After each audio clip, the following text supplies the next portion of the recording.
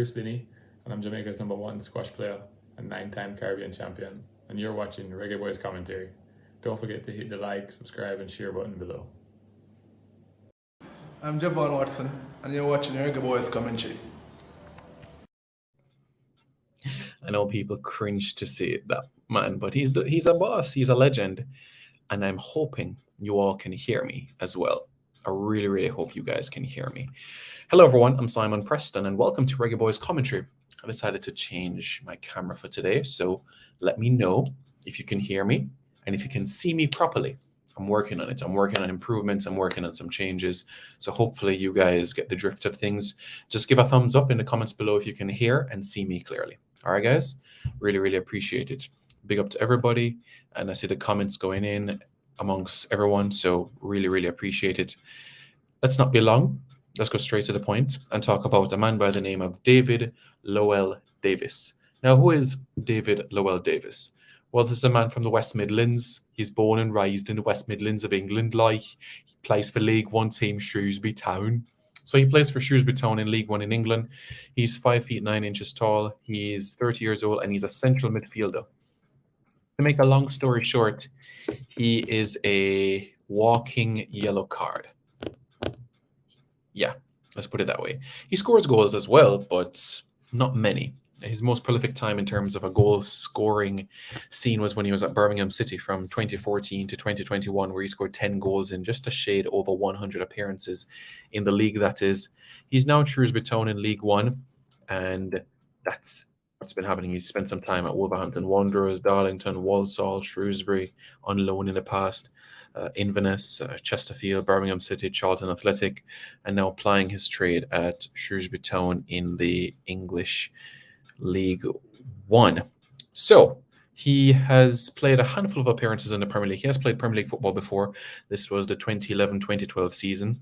Just 7 appearances that season. Played Championship, he's played League One, loads of football in the Championship, Scottish Premiership as well.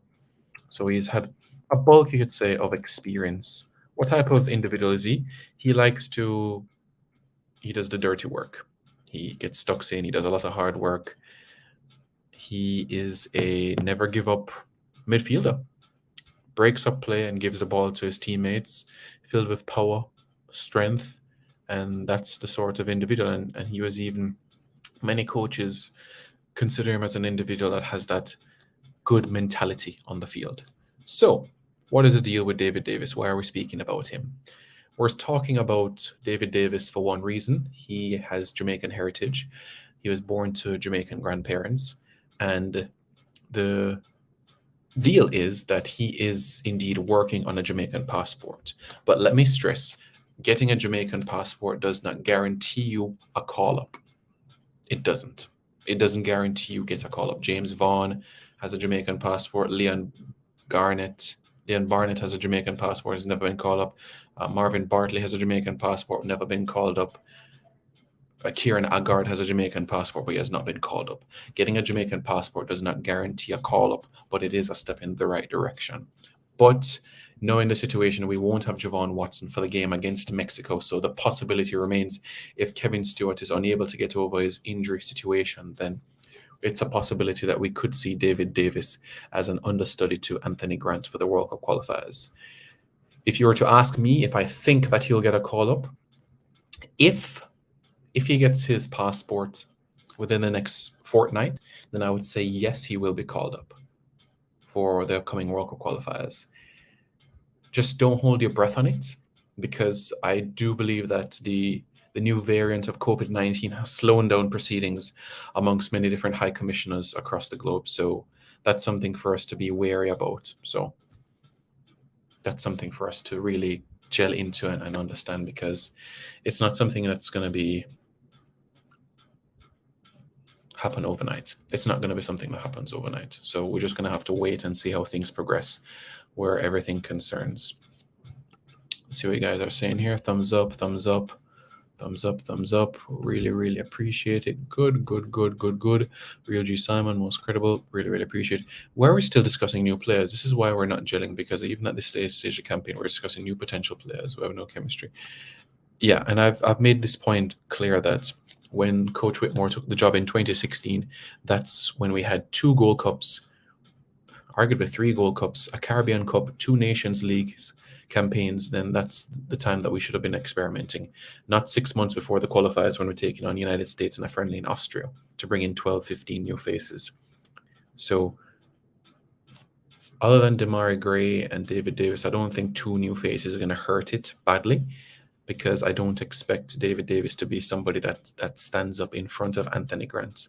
I don't expect that to happen. So honestly, I look at it as him being an understudy and adding a squad player, because in my humble opinion, Anthony Grant has the edge over David Davis. David Davis is a good player, but a little bit more on the dirty side in terms of the tackling. He can do things cleanly, but if you want somebody to be rough and tough like a Rudolph Austin, then David Davis is your man.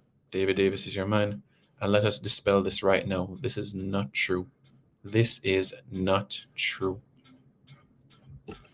He's out because of yellow card suspension.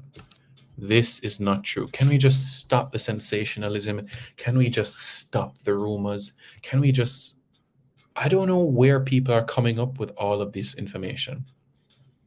The truth is this. You have certain players that were not even called up for the Peru game.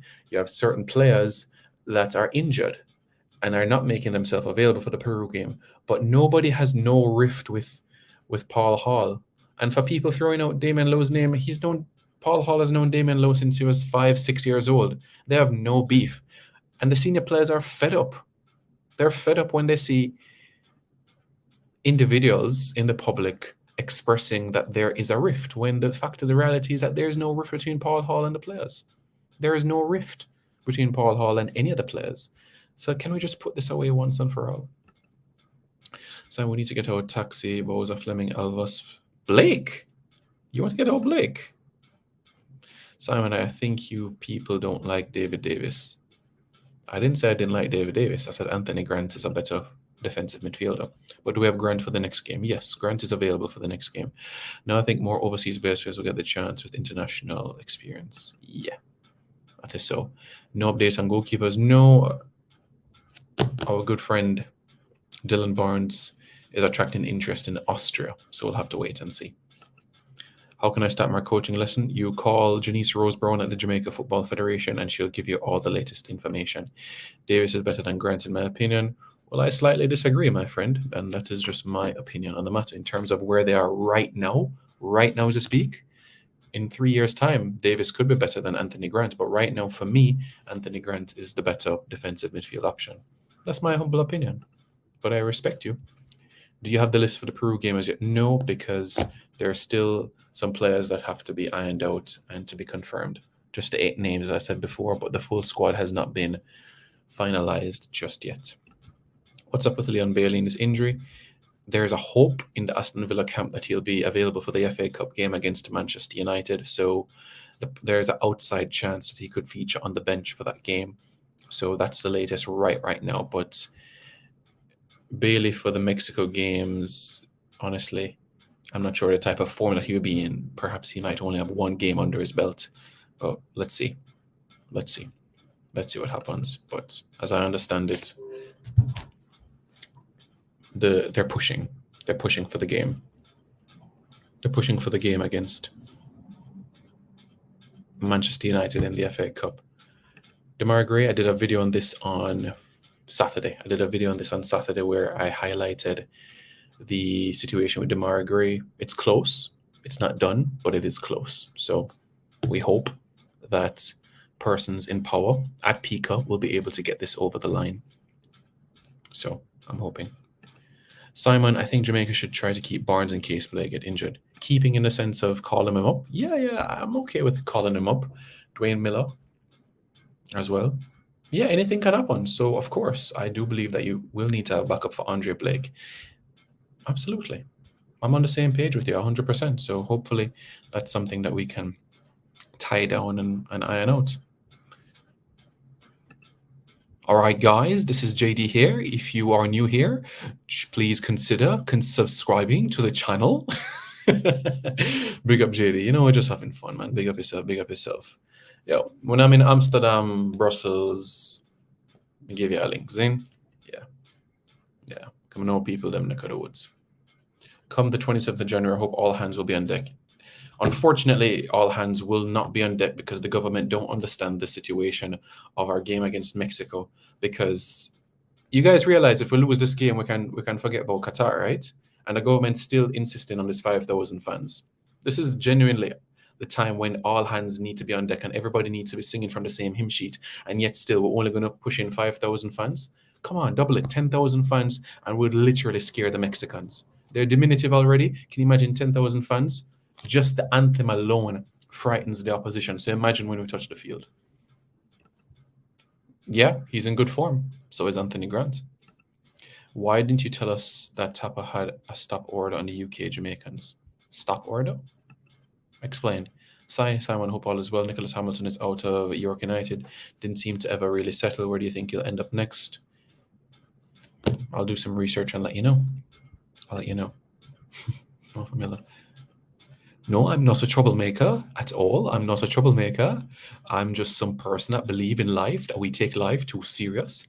And sometimes in life, we need to enjoy and laugh because we take life too serious and we stress over our problems when in reality, adversity is temporary. Honestly. Has everything been formalized with Junior Flemings and Toulouse? No, because one, we're not in the month of January, so the deal can't come through yet. And two, Mr. Flemings is yet to get a Shenzhen visa. So that is still to be done. A King's Mind says, JD is my general. Good stuff. Big up. Do you think Andre Gray will get called up this window? Look, goal of the month of December, 4 goals, 11 games with a handful of assists. For me, he makes a 23-man squad. Andre Gray, for me, makes a 23-man squad. Might not start every game for me, but he makes a 23-man squad for me. Absolutely. Absolutely. I think Jamaica should aim to get players in their early 20s and work with them and build a squad for the next World Cup. Yeah.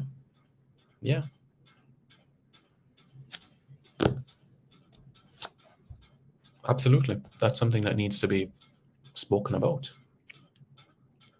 It's definitely needed. Because you have to think about the future as well, the Keita Taylor Harts of this world, the Dwayne Atkinsons, etc. You have to start thinking from now. We're almost on the cusp of 2022. And 2026 will be our best chance ever to go to a World Cup. And if we don't get to 2026, we can just give up football and take up Dandy Shandy. Because we'll never, ever, ever, ever, ever get a better chance to qualify for the World Cup than 2026. We'll never, ever get a better chance. That's the reality. Well, my understanding is that there is some interest in the Middle East, but it's about him to decide the options. He doesn't want to go to an MLS franchise that mean that he might play a handful of games. He needs to go to an environment where he is going to play. So I wouldn't want him to go to a Portland Timbers if he's only going to play once a month, honestly. I don't think that would make sense at all. What's next for Tapa? Well, the Cayman Islands Football Federation have long been admirers of Tapa. I don't think they've formally reached out to him, but in the past, when he was not the head coach of the Reggae Boys from 2013 to 2016, they did speak about him in a sense of liking how he operates as a coach. Do I think that he'll get an opportunity there? Perhaps. Another Caribbean island is something that he may have to consider. Blessings, Simon. Give up football and play chess. Lacrosse. How many points do you think we'll gain from the next window? Look, we need nothing less than 7 from the next window. We need nothing less than 7. Nothing less than 7. We do. And that is a number of areas. That's a number of things that need to be considered. That involves getting passports for players. It involves also ensuring that we can know exactly what we're working with for that campaign as well. The qualifying cycle, amongst many other areas. So that's something for us to do. CG Sports, we can always go Conference World Cup. Hear this, brother, Conference World Cup. It'd be interesting. No, I don't think FIFA is going to do that where they have Champions League, Europa League, Conference League. I don't think they're going to do that. So we'll have to wait and see how things will unfold from that perspective. Yeah, so that's the latest as it relates to David Davis. So what you guys can do, let me know your thoughts in the comments below in terms of other players you want to know what is the deal on, and I'll do the research to get you that information. I know people have spoken about Nathan Ferguson. Drop in the comments other persons that you want to know what is the deal on, and I'll do my best to get you the most accurate and credible information right now. In another video, I provided updates on Andre Gray, so do check out that other video on my channel I did about, not Andre Gray, Demarai Gray. I provided a video update on my channel about Demarai Gray. This, of course, is on David Davis. So what I want you to do now is check out as well other videos in the What is the Deal series on potential Reggae Boys in the playlist, and drop in the comments below as well other players that you want to see or what is the deal on. I've also done one on Kyle Walker-Peters as well, so do check that out on this channel. And I will work on Javan Anderson and company. So, Reggae Boys fans, what are your thoughts? Let me know your thoughts in the comments below. And don't forget to subscribe to Reggae Boys Commentary for more content, guys. Be safe, take care, got things to do, but the show must go on. And here's a message from our Reggae Boys Commentary. Like, share, and subscribe, please. You heard him. He said, please.